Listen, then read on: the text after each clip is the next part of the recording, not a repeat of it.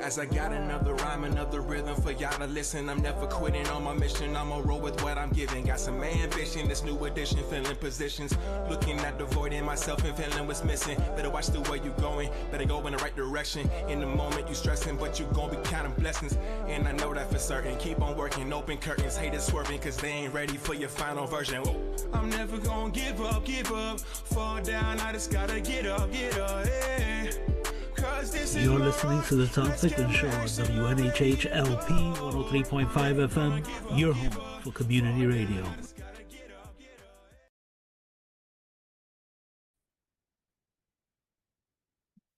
Good afternoon. Just wanted to mention that Sergeant Lambe will be joining us shortly. Sergeant Lambe is the district manager in terms of the New Haven Police Department. Here in New Haven, there are 30 wards and 10 district managers from the police department are assigned to the 30 wards. So he represents 3 wards, and Ward 28 being one. And it's really an opportunity to chat with him in terms of public safety, public responsibility, just really reconfirming the fact that we all are on the same team. And although all of us don't have arrest power, certainly we have eyes and ears and communication power. So whether you are listening to this in New Haven or in Ward or live in Ward 28 or anywhere on the planet, police, public safety, public responsibility, life, liberty, and pursuit of happiness, all these things cannot happen unless we, I won't say work together, but just invest our energies in a strategic fashion together. And it doesn't have to be work, it can be joy. I mean, people think about block watches being like you're spying on people. I would say block watches are just expressing care. These are calamitous times where anything can happen in terms of accidents or fires or you name it, not necessarily just catching people for doing bad things. So whether it's a block watch or a block love, let's kind of decide how we can kind of protect one another, help one another, and actually, and I'll use the term serve one another. As you probably know, there's been a rash, some might say a pandemic of thefts, of car thefts, window smashings, tires being removed from cars, not to mention carjackings, not to mention the catalytic converter situation. So wherever we look, there's need for us to kind of be your brother's keeper, your sister's keeper, and not that you're keeping in terms of possessing, but just the implementing the golden and platinum rule. Let's kind of do unto others as you would like to do unto yourself. So Sergeant Lambe is here with us, and we're going to just kind of jump right in for 15 or so minutes.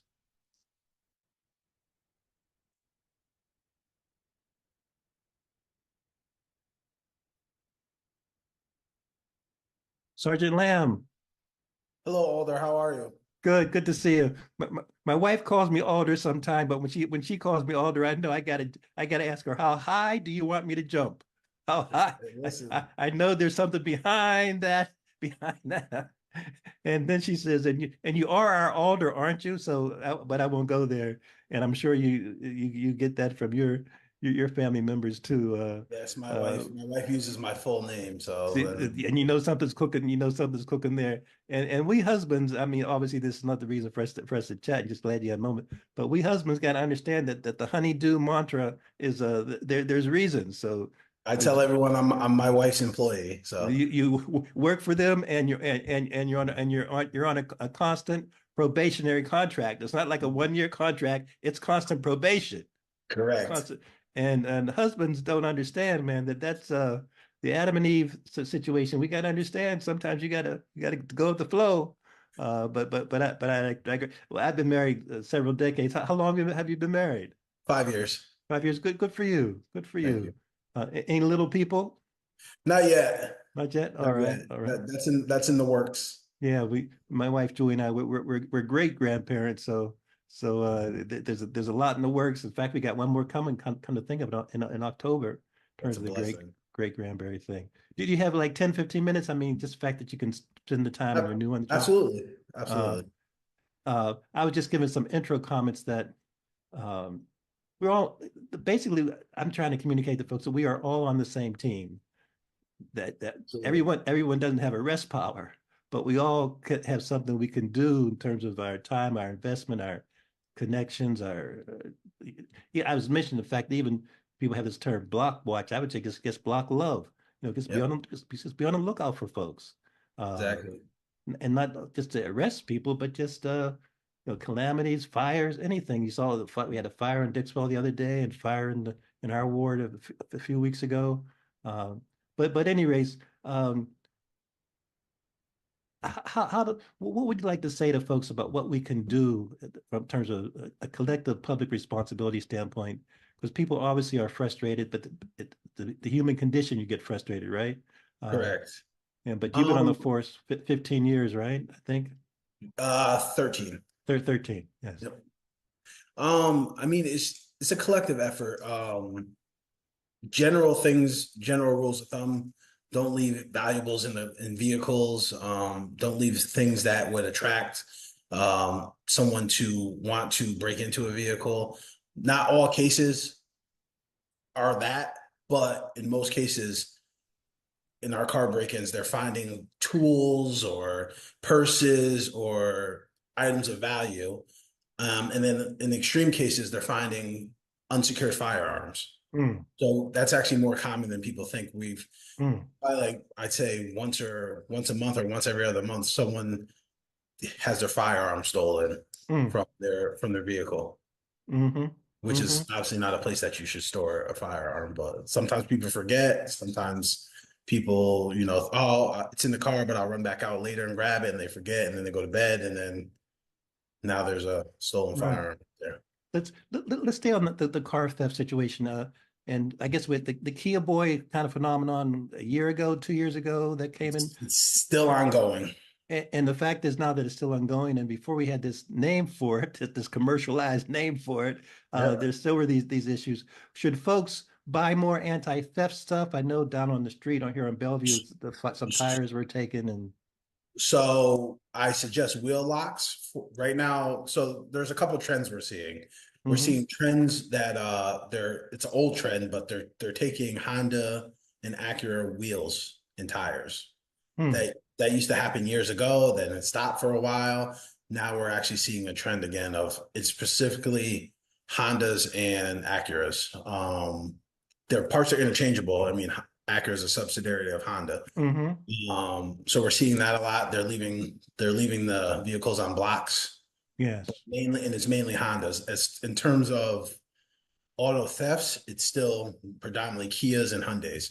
So just for our general area and for the city, my predecessor, Lieutenant Przybylski, he was Mhm. able to reach out to a rep at Hyundai and secure vehicle wheel locks that he distributed throughout the city. I was able to reach out to his same contact, and I think it's 100 wheel locks coming in the next 2 weeks that I can distribute to the residents. And should folks come to, what's the best way of dissemination? Should they come to the So substation? I have it going to the police department. I have to figure out where I can store it within the police department. I'll have some in my office. I'm kind of split. I have two districts. So Mm. I have the Beaver Hills district, and I also have the Dwight Kensington Chapel. So I try to split my time between both, Good. Mm-hmm. just like right now I'm in the Whaley Ave office. But my main office that I work out of predominantly is the Edgewood Ave office. But people can just shoot me an email, a text, and I can acquire it And for them. you'll include, so yes, let me know when they're available. And is Yep. that the steering wheel locks or the wheel locks? The steering wheel locks. So the steering wheel locks, yes, I Yes. know that was popular. And then, but now some people are saying are there some locks you can buy for your tires also, or Yes. Yes. You can buy wheel locks. I don't have a contact for like a Honda manufacturer yet. I can try to reach out to them and see if I can acquire one. But in the interim, people can purchase wheel locks for their vehicles. and again, we've just met, and I want to stay on your good side because you're authorized to to exert. I'm just making a bad joke. But when a resident says, why can't you guys capture these guys? Your answer is, or girls, and your answer is, So one, the sheer time, a lot of these crimes, when we get video, these crimes are taking less than a minute. yeah. It's a lot of them are crimes of opportunity. They break a window, they're in and out of the vehicle within, I think the fastest we've seen is like 35 seconds. They're not, there's really no strategic plan behind what they're looking for. They just think that there may be valuables in it. And we do actually make arrests quite often, especially of juveniles and stolen vehicles. But the problem is with the court system and the judicial system, it's a summonable offense. So they're arrested. If they're under 18, they're taken to the police department, they're photographed, fingerprinted, they get a summons, and they're released right back to their parents within a couple hours. So we Officer Dragoy, he's real big, he's real proactive out in the area. He made an arrest last week of 4 juveniles in a stolen car. And then the next day he was working overtime over by Osborne, and the same kid he arrested the day before drove by him in another stolen car. let's and again, you're not a social worker, and I don't want to impose that on you. And we know, again, we know that wives can give us 5,000 jobs, but we're talking about you're talking about your day job now. What do you want to say to the community? And I don't want you to feel you got to pick on youth services or YMCA or parenting. But what do you want to say to the community about if you have a loved one, if you have someone in your sphere of influence that's under 18? So what I can only speak from experience what worked for me. Right. I grew up with a single mom. She threw everything at me. She tried to throw as many activities at me that I would enjoy and keep me busy. I did everything from gymnastics to horseback riding to football Cut it out. to baseball. I did everything. And so that was her plan with me. She tried to keep me active. She tried to keep me busy, keep me involved. She was involved in, what's going on. She wanted to, meet the people I was associated with. She wanted to, meet their parents. Yes. But, not everyone is as fortunate to have that type of relationship. Yeah. Yeah. So Did you grow up in New Haven? So I'm originally from New Haven. I did elementary school at Edgewood for a little bit, and then we moved to North Haven. But it was just me and my mom. My mom was a juvenile probation officer on Whaley Avenue. My family still owns the house right on Ella Grassa Boulevard, right at Whaley and Ella Grassa Boulevard. That's the original house I lived in. So I'm very much tied into the community. Tremendous. When you see some of your, and you got to bear with my methodology. There's no, I don't have any script, just as questions come to me. But when you see some of your friends that you might have grown up with that have either been incarcerated, or you can tell that they're not doing too well now, what does that say to you about life and decisions and journeys? And I'm sure you see people again that you say, oh no, or you may even have arrested good friends that you played with. So you're just curious of how that kind of works on your mind and how you see society. So a veteran officer always says to me, he's still on the job, but he always says your life is a collection of seasons. So you're never defined by one season. But you're always ever changing. So what you used to be may not be who you are now, positively or negatively. So I was going to thinking about life in that form. I like that. Interesting. Was there, this is kind of an offbeat question. Is there competition to become a district manager? Is this good to be on your portfolio? Something that you're pleased about? Where did the chief say, John, I need you, and you have no choice about it? Tell us about it. No, there was, so the background was, so I was a Westville cop for most of my career. I was on midnights. Then I got promoted to sergeant. I still covered this side of the city. The city's divided into 10 districts, 5 on one side, 5 on the other side. The west side of the city is comprised of Hill North, Hill South, Dwight Kensington Chapel, Beaver Hills, and Westville. So Mhm. I was typically the night supervisor for Hill South, Hill North, Dwight Kensington Chapel, Westville, and Beaver Hills. So I'm familiar with the district. When there was a shortage, we couldn't fill all the district manager positions. Initially, I was going to go to the Westville district, but then the chief approached me and asked if I'd be interested in the district manager position for Dwight Kensington Chapel as well as Beaver Hills. I said Mhm. absolutely. It's a change. It's different. It's good for your career growth, your personal growth. Mhm. It's good to do different things. It's good to try new things. For me, I spent the last 11 years on midnight shift by Mhm. choice. Mhm. So that in itself is different. Yeah, I'm sure, during the day sure. now. Sure, yeah. Um, my wife is a little happier, so so she works during the day. She's also a police officer in the city as well. Oh, that's something. So she has a different role though. So she's a school resource officer. Okay. So Excellent. she's at Wilbur Cross. So she Wilbercross? yep. Excellent, excellent. I know Nancy was over at Hill House before she left and driven. So is it this is really not the right way to say it. Is it exciting or is it challenging or is it something that you wanted to do? I mean, is it fulfilling to some degree? It's fulfilling. I'm still getting my feet wet, so Okay. still learning the nuances of it. But it's different, and different is different is good sometimes. Yeah, and I really appreciate the summaries that you've continued to send to me. Uh, Yeah, I try to keep everyone up to date, up to speed, involved. I think my sense is that the more folks know, from the transparency standpoint, the better.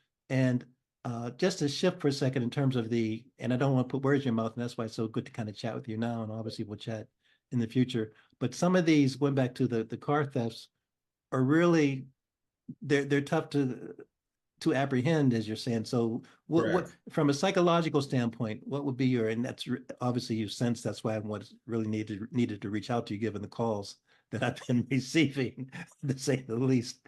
From a mental psychological citizen standpoint, what do you want to say to folks in this regard, so that they won't? I What do you want mean, to? I've dialogued with all my alders. I mean, we're as a department, we're doing based on our staffing, and obviously, it's not a secret. We're trying to negotiate a contract. It's hard to recruit and retain in the city. We're trying to do the best we can with the resources we have. Like I said, I'm doing my part. I've reached out, try to get the wheel locks. I have overtime beats that are for the area to help patrol. I worked the overnight shift on Tuesday night into Wednesday. I was up and down the district. I'm sure people saw me because I had shining my lights in probably everyone's Yeah, window. great. So that's one of the things I'm, trying to do. And there's some other things that, you know, some other resources that, working in the background that we're trying to implement as well.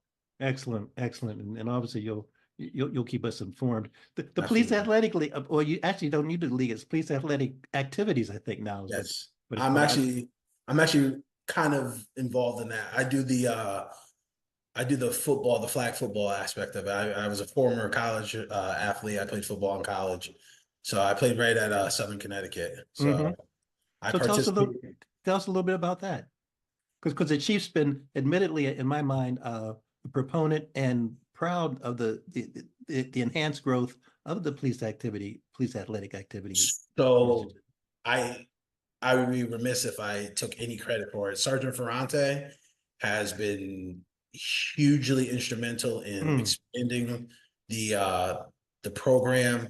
They have jujitsu, they have flag football. We have a fall league for flag football that travels to yeah, Waterbury is in their league. We have basketball, we have girls only specific basketball. yes. We just started soccer. Hmm. There's Hmm. boxing. Hmm. There's a multitude there, and then every so often, Officer Borisova will do a baking class, and then every other Friday it started last Friday, so there won't be one this week, but this following Friday there will be. They do a Friday Night Lights event where they invite any youths to come to the field house, and they have a DJ, they have Yes, basketball. So I actually worked that last Friday. Me right. and we both worked that event, and we had a great turnout. There's about 700 kids that showed up to that. I saw that, and I'm blessed here in Ward 28 to have the field house and Bowen Field that they're all in. So, and I was so excited to see that. What's your sense of, will that continue just for the summer or into the fall, or any idea? That'll at least continue through the summer, and then I know last year they did a couple pop-up ones, but I don't know if I'm not I'm in charge of the planning for Yes. the term for that, but whatever I can do to help out with that, I participate in. It's a good program. Keep us posted there, because yeah, I was so excited to see that. With the field house is so popular, and as you know, people from outside Connecticut, from Yes, Massachusetts, from New York come to use it. So we might as well, if they find it useful, we might as well take advantage. absolutely, Of it. absolutely. And, what position did you play at Southern? I was a center and a guard. Center guard, yeah, yeah. So you got down there in the nitty gritty. Yeah, yeah, we bumped into a lot of people. Did the coach ever want to move you to another position, or that you really like the lineman was something you really liked? Um, no, lineman was pretty much when I went. So I thought I was gonna go play defensive line when I went there, and then I got moved to offense. So, but you know, it was one of those things where whatever I could do to help the team win, I was willing to Good, do. good for you. Good for you. Good for you. Any questions for me as Alder? I mean, you know, what's good for the goose is good for the gander, man. No, you're on top of it. You know, you reach out, like you set this up. You're very responsive. So I just look forward to having a good working relationship. Excellent, excellent, excellent, excellent, excellent, excellent.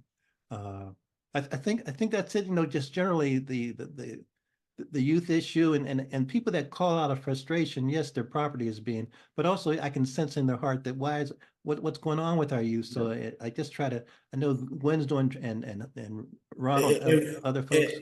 And we're cognizant of the fact that like people work hard for their stuff. I work hard for my things. So you want it to be there when you get back. Right. You want it to be in the same condition. Like that's not unreasonable. And so it is frustrating. This is I wish this was a small issue. This is actually, you know, a multi-town, this is all over the state of Connecticut issue. Nationwide, yeah. Along with a multitude of issues like dirt bikes and quads and things of that nature. And it's plaguing everybody, unfortunately. Let's take a. Do you have 5 or so more minutes? Absolutely.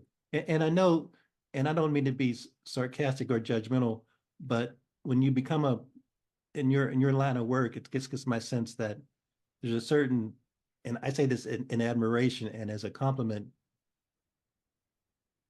there's a certain sobriety of for how you want to come across. Let me try, and that's, the public needs that even if the fire is burning, you're going to decide you're not going to freak out. But you're going to call the command. You're going to, what does the command structure say to deal with this? The situation you had, the street takeovers. Yes. Is that another example of where, I won't say the opposition team, but they're large fires, small fires. These are these eruptions of civic discontent that I know must be really just kind of whacking you guys in back and forth. And you have to evaluate it from a bunch of different lenses. So like you have a street takeover per se.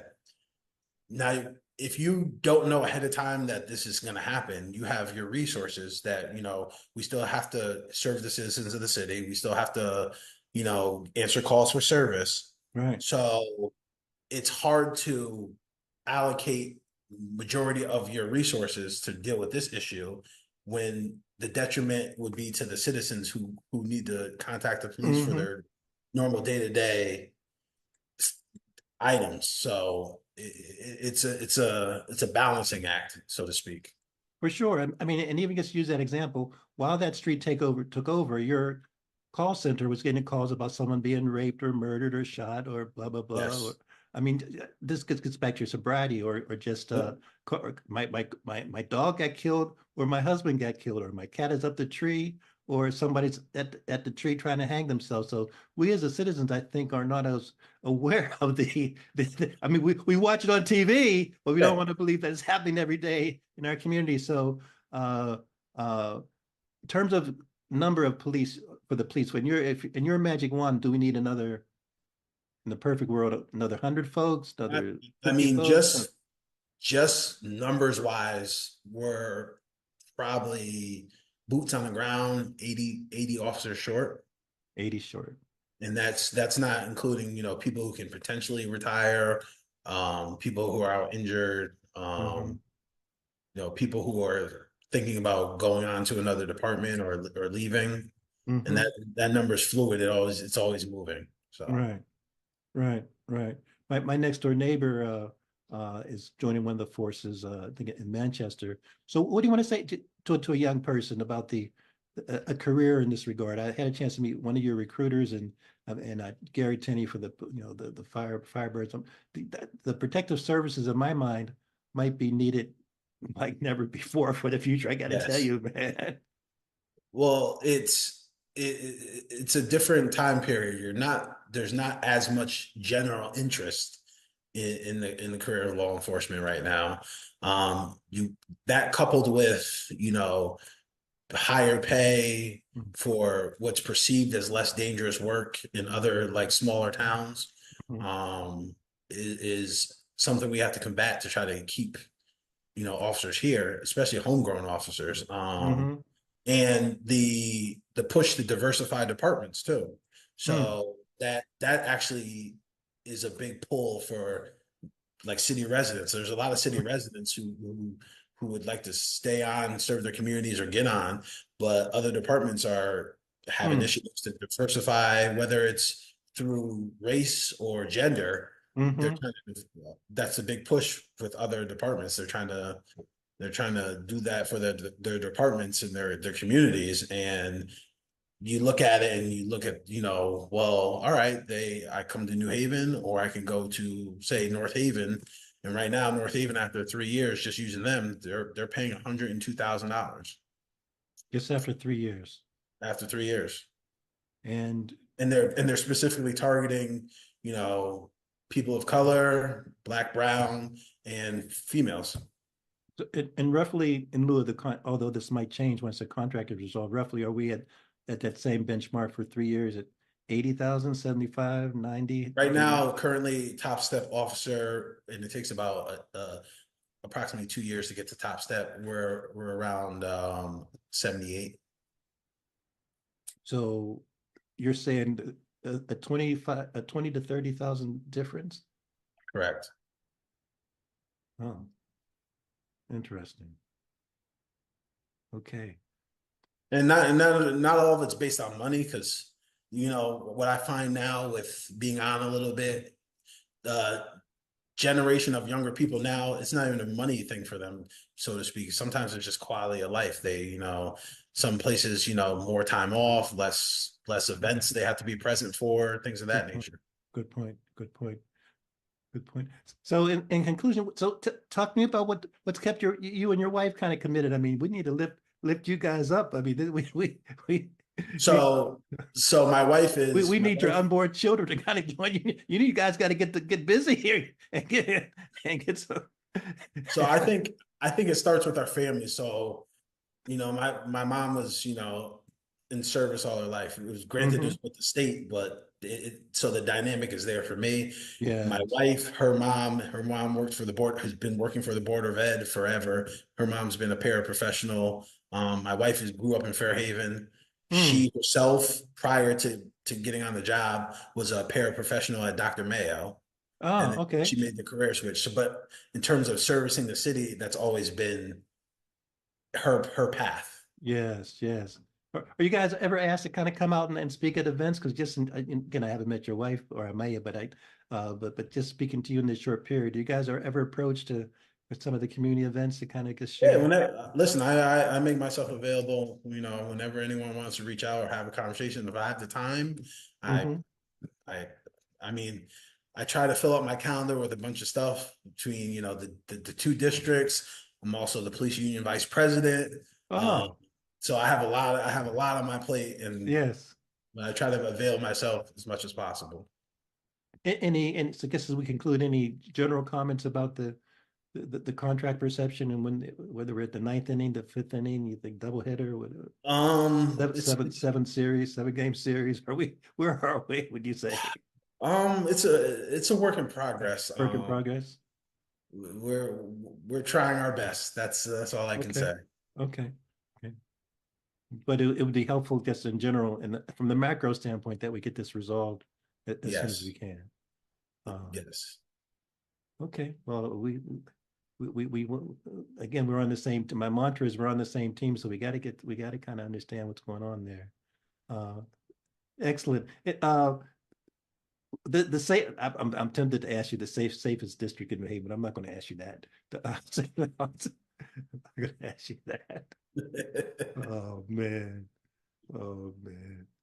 Okay. I think that's it, man. You've answered my question. I guess I want people to get a chance because they don't always. We're encouraging folks to kind of come to the management team meetings, which we're taking a hiatus this summer, but obviously you'll be back there in September. But in the meantime, I just wanted to kind of give people a chance to see your face and know that you're accessible and absolutely. Like I said, my work phone number 475-331-3257. It's always on. Anyone can reach me whenever they need me. And just repeat that one more time. That's helpful. 475-331-3257. Excellent. Sergeant Lamb, this is good, man. Thank you. Peace on earth, goodwill to people, right? Let's make it happen. Yeah, if you need anything, feel free to reach out. Excellent. I appreciate it, man. All right. Nice speaking with you. Thanks.